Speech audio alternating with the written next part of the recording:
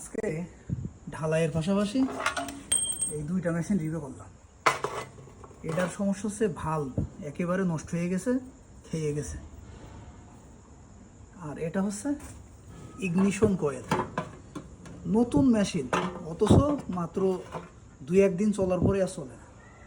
বহুত ঘাটাঘাটি, বহুত কষ্ট করার পরে অবশেষে দেখলাম এর যে ইগনিশন কয়েল, এটাতে ভালো স্পার্ক হচ্ছে না।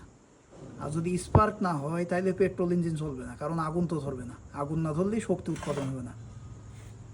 তো এই যে দুইটা কাজ করলাম আজকে ঢালাইয়ের পাশাপাশি। একটা হচ্ছে ইগনিশন কয়েল রিপেয়ার, আর একটা হচ্ছে ভাল্ব রিপেয়ার।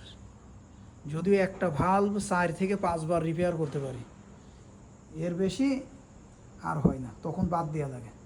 4 থেকে 5 বার এর ক্লিয়ারেন্স ঠিক করেই শুধুমাত্র ব্যবহার করা যায়।